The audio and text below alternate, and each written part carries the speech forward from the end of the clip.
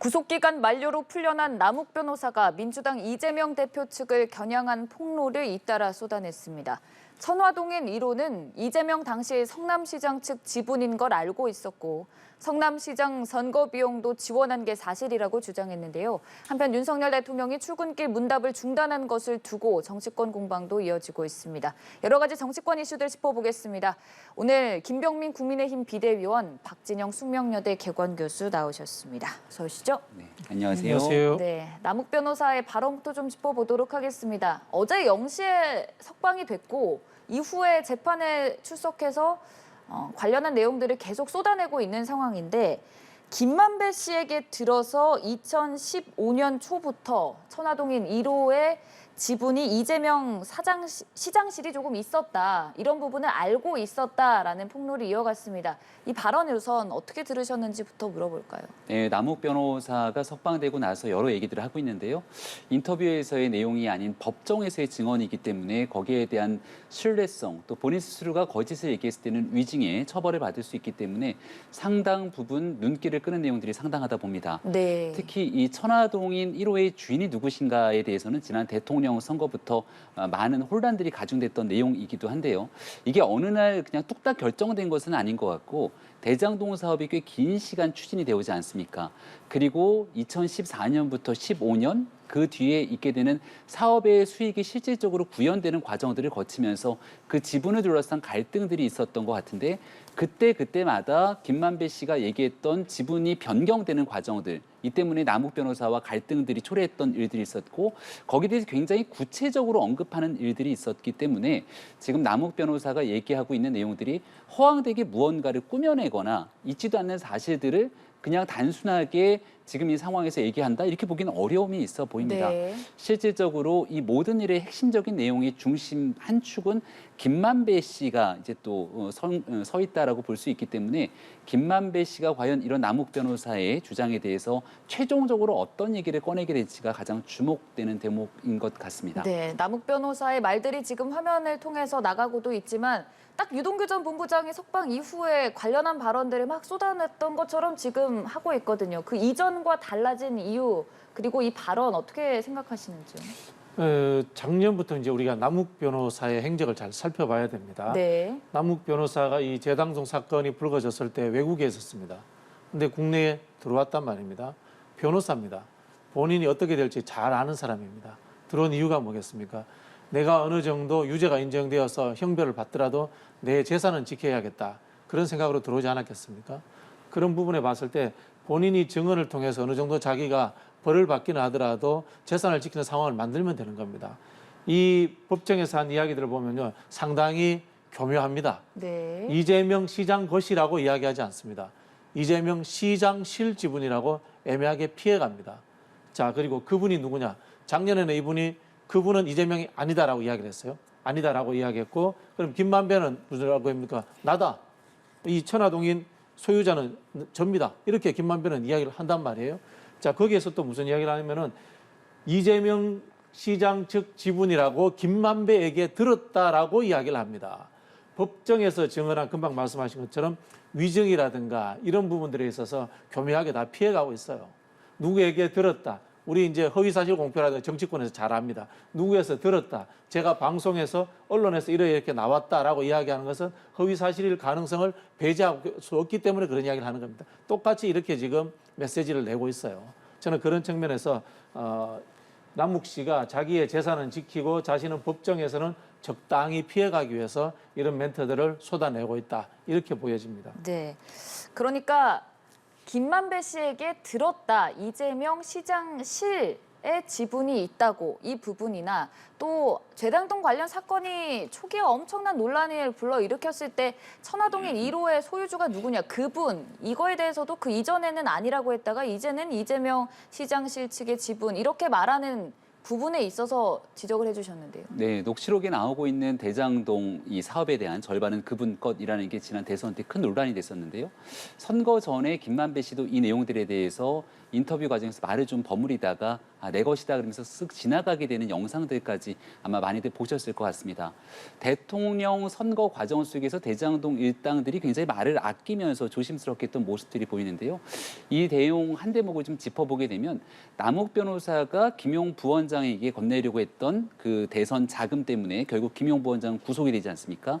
여기에 대해 남욱 변호사가 뭐라고 인터뷰를 하냐면 그 당시 2021년으로 보이는데 이때에는 이재명 후보가 대통령이 될 것으로 보였다. 그래서 20억이면 싸다고 생각을 했다. 이렇게 얘기를 한 부분들을 아마 인터뷰를 지켜보셨을 겁니다.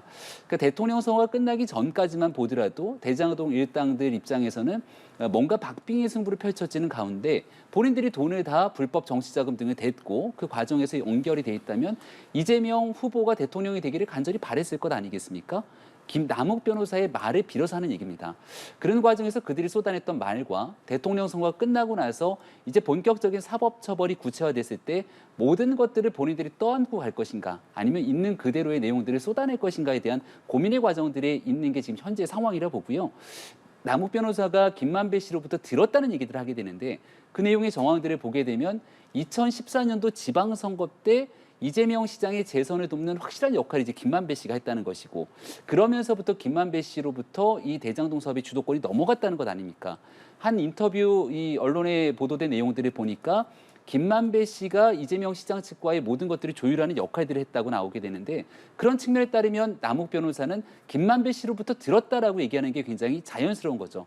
그렇기 때문에 이제 곧 석방이 되게 될 김만배 씨가 남욱 변호사, 유동규 본부장 등이 언급하고 있는 이 많은 증언들에 대해서 그 말에 동의한다라고 얘기를 할지 아니면 지금 하고 있는 얘기들이 다 거짓말이다라고 얘기를 하게 될지 김만배 씨 입이 제일 주목되는 상황이기도 합니다. 네. 대통령 선거가 끝났기 때문에 입장 변화가 있었다는 것은 역으로 해석될 수도 있습니다. 이긴 쪽과의 관련은 완전히 없어질 수도 있는 겁니다. 자, 제가 남욱 씨가 이야기한 것 중에 하나하나 짚어볼게요. 네. 2014년도에 성남시장 선거를 통해서 김만배 씨가 이 내부에서 주도권을 잡았다 이야기하는데 저는 이게 거짓일 가능성이 많다고 봅니다. 왜냐하면요. 2015년도에 수원지검에서 그 전에 원래 전주였던 이강길 씨와 남욱 씨가 기소됩니다. 수사를 받습니다. 근데 중간에 이제 변호사법 위반 뇌물공여 의혹이 있습니다. 이런 부분들이 해결되고 남욱 씨가 나중에 나옵니다. 이 과정에서 김만배 씨가 가장 주도권을 잡았다라고 우리가 보통 이해하고 있습니다. 대장동 건들에서. 자, 그럼 2014년에서는 수원시장, 성남시장을 이야기했습니다만 2015년 수원지검 검찰입니다. 그 이야기를 드리고요. 자, 그 전에 또 무슨 일이 있었냐면은 2011년에 부산저축은행 건 그때부터 또 김만배 씨가 등장을 합니다. 그 무슨 이야기인지 아시죠? 부산저축은행 건에 이 흔히 하는 말로 로비 의혹이 있었는데 김만배 씨가 해결했다 이런 이야기들을 이 사람들끼리 하고 있습니다. 그때 김만배 씨가 드러납니다. 자, 두 번에 김만배 씨가 주역이 되는 과정에서 두 번 다 검찰이 관련돼 있습니다. 저도 이건 추정일 뿐입니다만은 그렇게 돼 있고요. 여기에서 우리가 이제 개발 사업에 대한 기본 이해를 하셔야 되는데요. 개발 사업에서 인허가 문제가 중요하다고 생각하는 분들이 있겠지만은 사실은 PF라고 해서 돈을 대는 부분이 굉장히 중요합니다. 돈을 끌어대는 거. 부산저축은행이 이제 돈을 끌어대는데 역할을 했고요. 하나은행이 또 펀딩을 하는데 역할을 했습니다. 이 은행에서 돈을 가져다가 투자해 준 사람은 누구냐? 보통 그분일 가능성이 많다라고 생각을 하는 겁니다. 김만배 뒤에 있는 그분은 돈을 모으는데 돈을 투자하는데 도움을 주신 분이다. 이렇게 이제 저희가 이제 추정을 하고 있는 거고요. 그분이 이재명 시장실에 있었던 사람, 흔히 하는 정진상, 김용, 그분 치고는 너무 급이 안 되는데요. 제가 보기에는 그분 정도 된다면은 하나은행이라든가 부산저축은행이라든가 수원지검이라든가 이런 곳에까지 영향력을 행사할 수 있는 그 정도 되어야지 그분 아닐까요? 아무튼 그런 의문을 제가 한번 던져보겠습니다. 네. 그러니까 이 대장동 관련 사건 때 계속 거론이 되는 문제가 그분이 누구냐. 이 부분에 대해서 박진영 교수께서는 그분이 이재명 대표가 아니라 다른 그분일 것이다. 그게 더해서 좀 김만배 씨가 어찌됐든 검찰과도 연관성이 있다. 이 두 부분을 좀 짚어주셨는데요. 네, 검찰의 얘기를 하게 되는 건 지난 대통령 선거 때부터 민주당 이재명 대표를 비롯한 많은 사람들이 대장동 일당의 불리한 모습에 대해서 이른바 되치기를 하려고 하는 시도 속에서 계속 나왔던 얘기들인데요.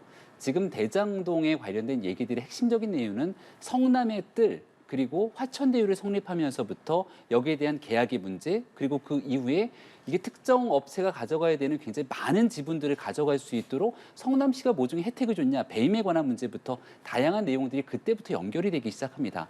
그 이전에 있었던 무수히 많은 일들을 하나둘씩 엮어내기 시작한다면 이른바 이번 사건 대장동 일당들에 대해서 그 일터회가 범죄 행위를 밝혀내는 일들을 이른바 물타기하는 정도로밖에 보이지 않기 때문에 관련된 내용들에 분명히 좀 집중할 필요가 있다라는 말씀을 거듭 드릴 수밖에 없고요. 대장동 일당 앞서도 설명을 드렸습니다만 시간의 흐름과 함께 대장동 일당들의 성격도 조금씩 변화해 갑니다. 원래부터 남욱 변호사가 이 일에 적극적으로 개입해서 대장동의 역할들을 해왔는데 초창기 대장동 사업에서의 남욱 변호사는 이른바 이재명 시장 측과의 연결성을 가지고 사업을 시작했던 사람들은 아니었죠. 하지만 2014년도 재선을 거치게 되면서 그리고 그때 성남시 도시개발공사를 성립하는 과정, 또 유동규 전 본부장이 끼게 되고 여기에 선거 때마다 선거 자금을 계속해서 남욱 변호사 측에서 이른바 분양대행 업체로부터 받은 돈들을 갖고 건넸다는 것 아닙니까? 이런 불법의 연결고리들이 끊임없이 이어져서 온 게 2021년도 현재 작년의 상황까지 이어오게 되다가 작년도 가을 추석 때에 이르러갖고 이게 언론을 통해 빵 터지게 된 거죠. 그러니까 한 20억 정도를 건네려고 하다가 그런 언론 보도 속에서 돈을 주려고 했던 행동도 남욱 변호사가 중단했다는 것 아닙니까? 지금부터 제일 중요하게 된 것은 이재명 대표의 최측근 2명이 구속이 돼 있는데 그 구속이라는 건 검찰이 일방적으로 구속시킬 수 있는 것도 아니고 민주당 일각에서 주장하고 있는 것처럼 아니 유동규 전 본부장, 남욱 변호사가 하고 있는 주장만 가지고 구속되는 게 아닙니다. 관련된 정황들에 대해서 법원의 판단이 있었기 때문에 결국 두 사람의 구속 영장이 발부된 상태인데요.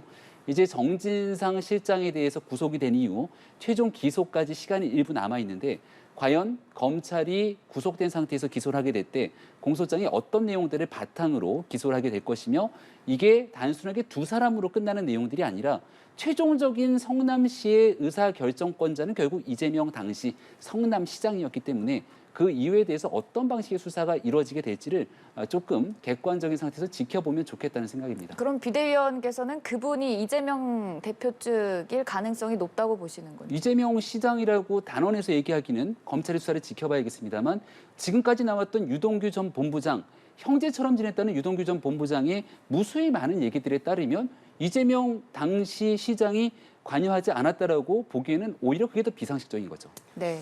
그래서 이제 이재명 시장 실이라고 이야기를 하잖아요. 실이라고 하는 이야기는 이제 정진상, 김용을 이야기한 거다 이렇게 보여지고요. 금방 이제 우리 김병민 최고위원 비대위원 이야기하신 거는 배임에 관련된 이야기입니다. 근데 배임을 하는 이유도 뭐겠습니까? 돈을 벌기 위해서 아니에요. 업자들 생각해서 보면은. 근데 이재명 씨 쪽으로 이제 돈은 하나도 안 들어갔단 말이에요. 직접적으로 들어간 돈은 하나도 없습니다. 자, 그러면은 남아있는 건 뭡니까? 결국 돈을 많이 번 사람이 누구냐는 건데요. 이게 수사가 지금 정치적 상황이 변하니까 완전히 바뀌어버린 거예요. 곽상도 전 의원은 지금 어디 갔습니까? 전혀 이야기 안 되고 있습니다. 근데 오늘 보면요. 남욱 변호사가 또 무슨 이야기를 하냐면은 부산저축은행 건 이야기를 꺼냅니다. 부산저축은행 건에서 김만배 씨가 로비하겠다고 돈을 받아갔다라고 이런 이야기를 하고 있습니다. 자, 이제 다른 쪽으로 또 확장되는 겁니다.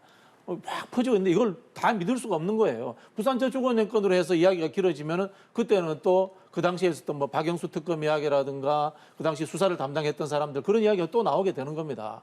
이걸 누구 말을 어떤 식으로 믿어야 됩니까? 확인할 수가 없는 겁니다. 다만 이런 부분은 존재할 수 있다고 봅니다. 지금 유동규 씨에게 이 돈을 줬다라는 이야기는 거의 이제 확정이 된 것 같아요. 보니까 어느 정도 이제 이 전부 다 동의가 되는 것 같은데 유동규 씨가 선거에 뭐 돈을 썼을 가능성은 저는 있다고 봅니다. 근데 그렇다면 유동규 씨를 지금 구속을 해야죠.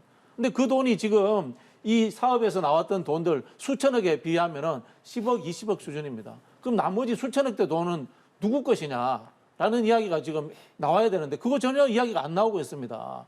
이재명 시장실 쪽으로 흔히 하는 말로 선거 자금이라든가 뭘로 갔다라고 하는 것은 10억 미만의 이야기입니다. 전부 다. 이 돈이 얼마나 큰 덩어리입니까? 그래서 제가 말씀드리는 게 결국은 돈 된 사람이 돈 먹는다라는 이 개발 사업의 논리에 충실해가지고 돈을 되도록 설계한 사람들, 그 영향력을 행사할 수 있던 사람들은 누구인가라는 것에 대해서는 왜 지금 수사하지 않느냐고 이야기를 하는 겁니다. 지난날 최순실 국정농단 사건 때를 기억해 보시면 미르재단이라는 곳과 K스포츠 재단이라는 곳이 있습니다.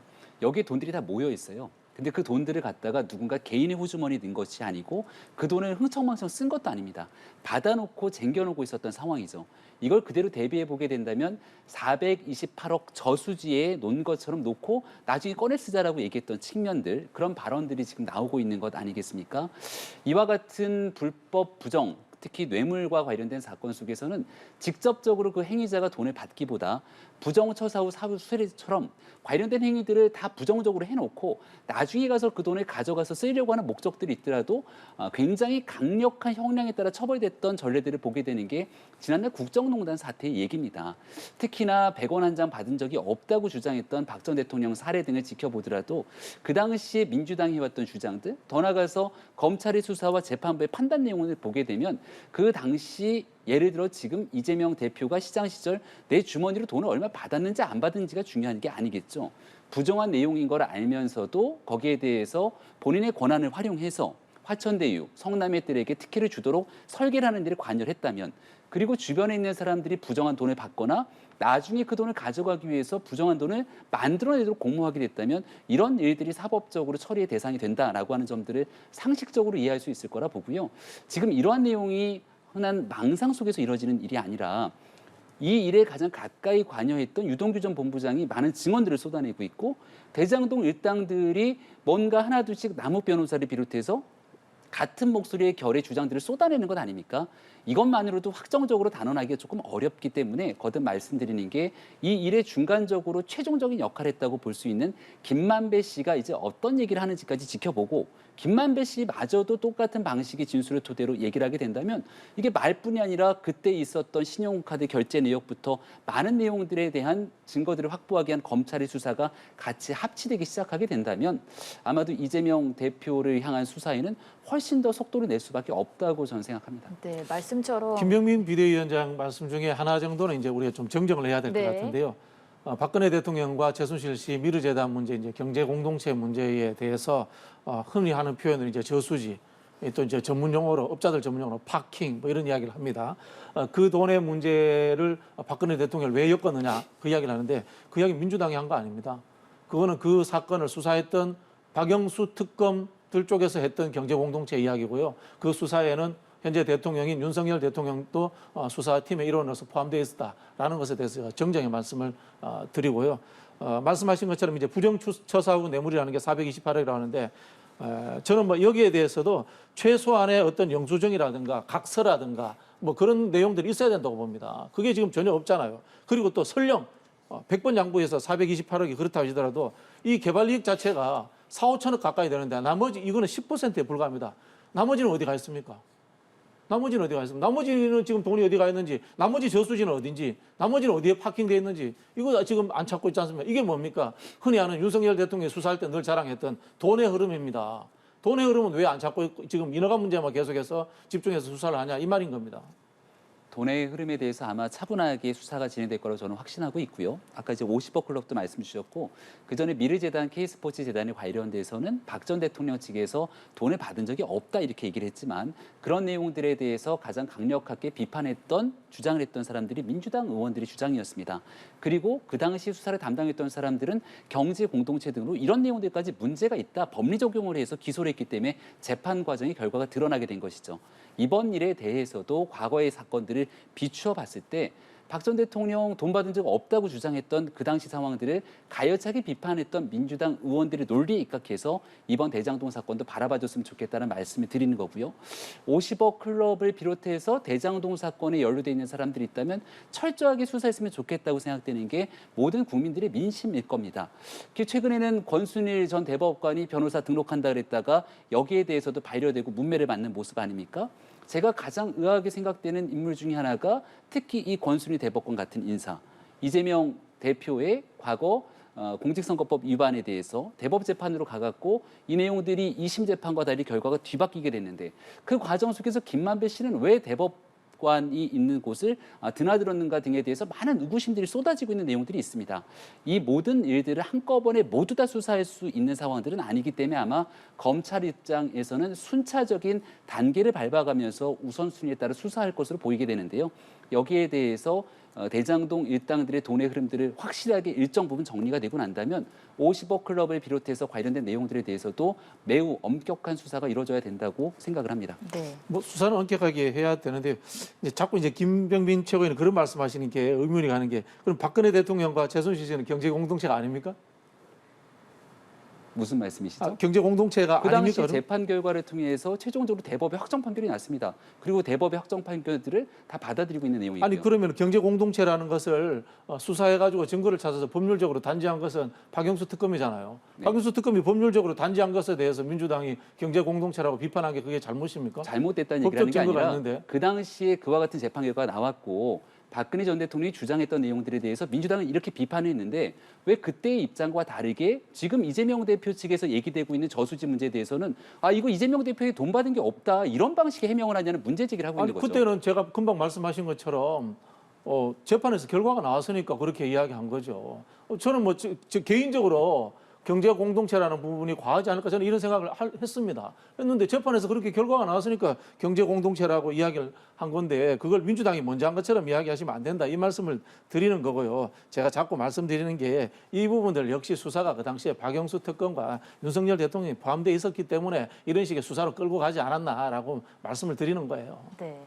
수사가 진행되는 과정에서 우려를 표명하시는 상황인데 김병민 비대위원께서는 어찌됐든 지금 김만배 씨의 주장마저도 그 이전에 유동규 전 본부장이나 남욱 변호사와 일치한다면 또 다른 키포인트가 될 것이란 말씀이십니다. 25일에 석방이 되는데 또 비슷한 맥락의 발언들을 쏟아낼까요? 그러니까 지금 상황을 보시면은 분명히 이 낱낱이 수사가 돼야 되는데 대한민국 국민들이 여기에 연루된 사람들 말을 누구 말을 믿어야 되고 누구 말은 틀린 겁니까?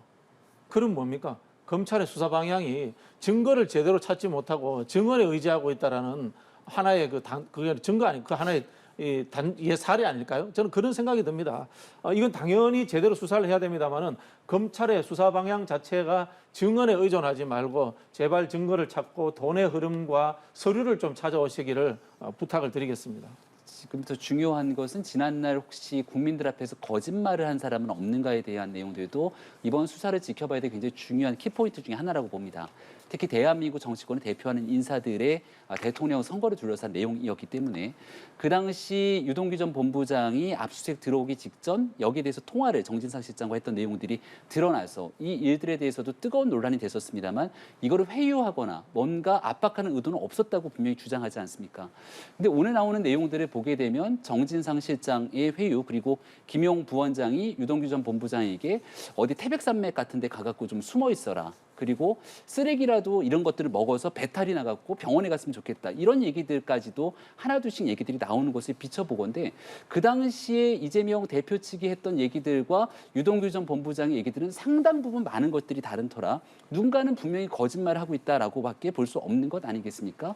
그리고 김만배 씨 논란들이 커지게 됐을 때는 이재명 당시 후보 측에서 어떤 얘기를 꺼냈는고 하니 김만배 씨는 인터뷰 한 번 한 2년밖에 없다고 그렇게 얘기를 합니다.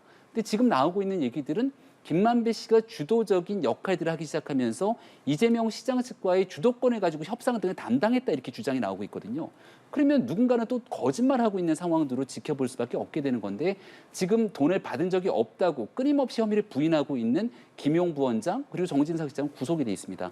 앞서 설명드린 것처럼 누구 단 하나의 주장으로 된 것이 아니라 법원의 영장 실질 심사를 통해서 구속이 돼 있기 때문에 어떤 주장에 더 신빙성이 실리게 되는지 그리고 지금까지 과거에 했던 발언들에 대해서 무엇 하나 사과하거나 입장을 바꾸지 않게 되는 이재명 대표 측의 모습들을 지켜보게 되면서 많은 생각들을 하게 됩니다.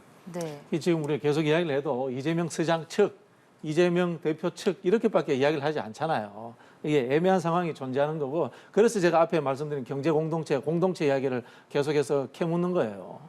이게 이재명 대표하고 정진상 실장하고 정치 공동체 맞습니다. 근데 정치 공동체하고 경제 공동체는 다른 거 아니겠습니까? 경제 공동체는 뭡니까? 돈, 뇌물을 받아 같이 설 수 있는 사이다. 이런 이야기인 거고 정치 공동체는 정당을 같이 해도 정치 공동체라고 합니다. 더하게 결사체라고도 이야기합니다. 근데 지금 검찰이 그런 표현을 써서 애매하게 지금 이미지를 딱 만들어가고 있는 거예요. 그런 식으로 수사할 게 아니라는 거죠. 네. 지금 그러니까 유동규 전 본부장 그리고 남욱 변호사 일명 대장동 일당 측은 돈을 건넸다. 그리고 이재명 대표 측은 아직까지 입장을 별다르게 밝히진 않은 상황이고 또 김용 부원장과 정진선 실장도 혐의가 없다라고 부인을 하고 있는 모습인데 이렇게 좀 양극단이 갈리는 상황에서 민주당 내 분위기는 지금 어떻습니까? 뭐 지켜보자는 분위기일 수밖에 없죠. 네. 왜냐하면 검찰 수사라는 것에 대해서 검찰이 마음대로 하고 있는 상황인데 거기에 대해서 수사 방향을 저희가 뭐 비판한다고 해서 바꿔질 것도 아니고요. 말씀드린 것처럼 계속 증거는 제대로 찾지 못하고 증언에 의존해가지고 특정 방향 쪽으로 몰고 가고 있다. 그런 의심을 하고 있습니다만은 좀 지켜볼 수밖에 없는 상황이죠. 네. 일단 수사를 기다려 볼 수밖에 없는 상황, 참 이 공방이 계속되고 있는 모습인데 조금 다른 얘기를 넘어가 보자면 지금 이태원 참사 국정조사를 두고도 여야 공방이 거센 상황입니다. 일단 김진표 국회의장이 오늘 오후까지 특위 명단 제출 요구한 상황인데요. 그 이전까지 좀 합의를 이뤄낼 수 있을까요?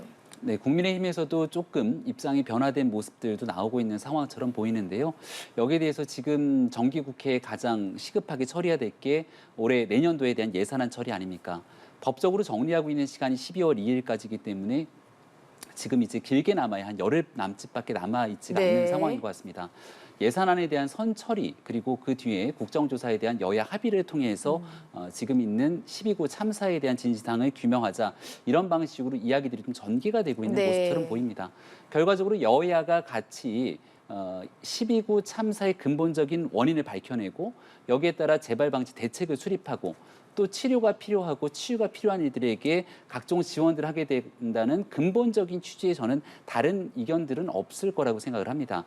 이게 자칫 정쟁의 장으로 흘러가게 되면서 대통령 퇴진 운동 막 이렇게 지난날 바로 시내에서 집회가 이루어졌던 일들처럼 여기 정치인들이 가세하게 되는 모습처럼 흘러가게 된다면 오히려 진상을 규명하게 되는 일에 방해 요소로 작용될 수도 있을 겁니다. 이런 일도 좀 뒤로 물리고 여야 간의 합의를 통해서 관련된 내용들을 어느 정도 교집합들을 찾아갈 수 있는 방식들도 여전히 가능성은 남아있지 않는가 생각을 합니다. 네, 예산안을 먼저 처리하고 이태원 관련 국정조사 협의를 이끌어내가자 이런 국민의힘의 방안 받아들여질까요? 뭐 협의할 가능성은 있다고 보는데요. 네. 접근 자체가 정말 저는 국민들을 무시한다. 국회답지 않은 발상이다. 그런 생각이 듭니다. 이게 예산안이라는 게 뭡니까? 국회가 정부를 가장 견제하고 감시할 수 있는 핵심적인 수단이 예산안 심의하는 겁니다. 이런 걸 가지고 딜을 하는 것도 좀 우습고요. 158명의 국민이 죽었는데 당연히 국회가 조사해야 되는 건 당연한 거 아닙니까? 수사는 행정부에서 한다면 조사는 국회에서 해야 되는 게 당연한 국회의 역할입니다. 이런 것들을 가지고 딜 이야기가 나오는 것 자체가 저는 21대 국회가 이런 수준이면 문 닫아야 된다고 봅니다. 저도 뭐 정치권 생활 한 20년 가까이 해봤습니다만은 역대 최악의 국회가 21대 국회입니다.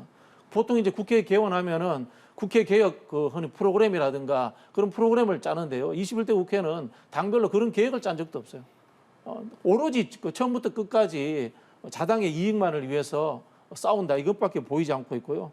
또 지금은 이게 금방 말씀드렸지만 두 가지 다 국회 본연의 존재 이유입니다. 예산안 문제, 국민들이 참사를 당했을 때 국정조사하는 문제 이런 것 가지고 싸우는 수준이라면 참 할 말이 없다 이런 생각이 들고요. 저는 국회의장이 빨리 결단을 내리셔가지고 그냥 국정조사에 찬성하는 정당이라도 빨리 시작하는 게 맞다 그런 생각이 듭니다. 10월 29일 참사가 발생한 지 벌써 한 달 가까운 시간이 지났습니다. 얼마 전에 국회에 있었던 행정안전위원회에서 여러 증인들이 수차례 출석했던 모습들을 지켜봤을 텐데요. 이번 참사에서 가장 국민적 공분을 크게 자아내고 있었던 인사가 용산경찰서장 그리고 당시 상황실의 신고를 접수하고도 그 자리에 정위치 하지 않았던 상황실장에 대한 국민적 질타가 쏟아진 바가 있습니다. 하지만 이들이 국회 행정안전위원회에 출석하고 나서 했던 얘기는 본인들에 대한 변명으로만 일관했을 뿐 그 이후에 나타났던 진상들을 규명하기 위한 국회의 철저한 노력들이 상당 부분 결여된 것이 아닌가 이런 비판의 목소리도 들릴 수 있을 것 같습니다. 국민의힘에서 자체적인 이태원 이 사고 참사에 관련된 조사특별위원회를 만들어서 용산경찰서, 용산구청, 보건소에 관련된 내용들 그리고 행안부, 경찰청에 관련된 일들까지 관계자들에 대한 조사를 지금 성실하게 수행해 나가고 있는데 그 과정 속에서 그동안 언론 보도됐던 내용들과 달리 현장에서 정말 잘못했던 그들의 거짓말까지 밝혀낸 예들이 적지 않게 있습니다. 오늘 오후에는 서울경찰청을 방문해서 이 서울경찰청과 지금 용산경찰서 간에 기동대를 요청을 했는지 안 했는지를 두고선 서로 핑퐁을 하고 누군가는 거짓말하고 있는 상황처럼 놓여져 있거든요. 이런 일들을 밝혀내기 위해서 순차적인 기록들을 계속해서 남기고 있는 상황입니다. 지금 국회에서 여야 간 합의로 국정조사를 통해 밝히겠다는 내용들도 과연 공직자로서 해야 되는 그 책무를 다하고 있는지에 대한 진상 규명에 이를 건데요. 그러고 있는 지금 현재 시간 속에서도 이 일에 대한 진실을 밝혀내기 위한 노력들은 순차적으로 진행을 해나가야 된다는 말씀을 거듭 드리고 여야 간에 이 일이 정쟁으로 흔히 말하는 대통령 흔드는 방식의 수단으로 이 일을 활용할 것이 아니라 진짜 본질의 목적이 무엇인지에 충실해서 빠른 합의들이 좀 도출됐으면 좋겠다는 말씀도 드립니다. 네. 국민의힘에서 수사권이 있습니까? 국민의힘이 늘 그 이야기 하잖아요. 국정조사 동의하지 않는 이유가 수사권이 없기 때문에 수사 진행된 결과 보면서 국정조사하자 이렇게 이야기하는데 국민의힘 수사권도 없는 국민의힘이 특별위원회 만들어가지고 찾아다니면서 파헤치고 한다고 해서 좋은 결과가 나오겠습니까? 제가 이렇게 질문하면 무슨 말씀 하실 수 있어요? 조사권을 바탕으로 조사를 하고 있고요. 지금 얘기하고 있는 내용들은 국회에서의 국정조사가 갖고 있는 한계에 대해서 수사권이 없는 상황일 텐데 왜 국민의힘이 나서서 그 일을 하냐라는 거지만 국민들께서 지켜보시기에는 수사권이 없는 국회 입장에서도 투명하게 국민의 알 거리 차원에서 가지고 있는 수사에 미진했던 행정적인 부분들을 파고들어야 되는 얘기를 하는 것 아닙니까? 다만 국민의힘이 수사가 진행 중인 상황에서 국정조사에 대해 선뜻 찬성하지 않았던 이유 중에 하나는 이 일이 정쟁처럼 흘러갈 것을 우려했기 때문에 그렇습니다. 그 조사권이 갖고 있는 범주 내에서 저희가 찾아낸 것 중에 하나가 그 10월 29일 참사가 있었던 날 현장 응급 의료를 진두지휘하는 용산서의 보건소장이 현장으로 뒤늦게 12시가 넘는 시간에 도착하게 됩니다. 하지만 그 일에 대해서 정확한 내용들이 밝혀지지 않았는데 저희 조사특위의 활동을 통해서 밝혀지게 됐던 건 그 당시 현장에 11시 30분경 용산구 보건소장이 도착했음에도 불구하고 내가 보건소장이다고 현장에 진입하기 위한 노력들 없이 구청으로 돌아갔다는 내용들을 현장에서 확인했고 그 내용들은 결국 향후 특수본의 수사에까지 연결이 될 수 있습니다. 이런 일들을 밝혀내는 일들이 조사특위 차원에서 순차적으로 진행이 되고 있고요. 제가 말씀을 드리고 싶은 건 국정조사의 범위도 국회 내에서의 행정안전위원회에서의 지금 하고 있는 일들에서 연장선상이 될 겁니다. 한 달여 되는 기간 동안 행정안전위원회에서 제대로 밝혀내야 될 문제들을 국민께 속 시원하게 하지 못한 상태 속에서 국정조사만 되면 모든 것이 다 밝혀질 것이다. 만능론으로 가게 되는 것들에 대한 한계를 얘기 드리는 겁니다. 그러니까 수사권도 없는 조사권만 있는 국민의힘의 특별위원회도 그렇게 맹활약을 하고 잘 하는데 여야가 같이 하면 얼마나 더 잘하겠습니까? 특정 당 혼자서 하면은 거기에 대해서 공정성에 대한 의심도 받지만은 여야가 같이 하면 얼마나 공정하다고 칭송을 받겠습니까? 그러니까 당연히 지금 여야가 같이 국정조사 해야 되는 겁니다. 본질에 입각해서 하면 너무 좋을 텐데 애석하게도 이 일이 발생하고 난 바로 다음 날 용산으로의 대통령실 이전이 참사의 원인인 것처럼 얘기했던 민주당 핵심 당직자가 있었는가 하면 한동훈 법무부 장관을 끌어들여서 마약 수사에 대한 내용들이 결국 이번 참사의 원인인 것처럼 얘기하게 되는 선동, 그 호소에 대한 과정들이 결국 이런 일들에 대한 신뢰들을 좀 떨어뜨린 것 같고요. 지금이라도 말씀 주신 것처럼 여야가 본질에 입각해서 진실을 규명하겠다는 그 뜻을 명확하게 밝히게 되면 좋은 성과들을 낼 수 있을 거라고 봅니다. 한쪽이라도 의심하면 그것조차도 파헤쳐 봐야 되는 거고요. 그렇기 때문에 금방 말씀하신 것처럼 특정 당이 하는 조사를 공정하다고 생각할 수 없는 겁니다. 여야가 공히 의심가는 모든 것들을 무대 위에 올려놓고 조사해보는 것, 그것이야말로 국정조사의 기본이고요. 이럴 때는 여야가 아니라 제가 앞에서도 말씀드린 것처럼 국회의 본연의 임무라는 생각으로서 국정조사에 임해줬으면 좋겠습니다.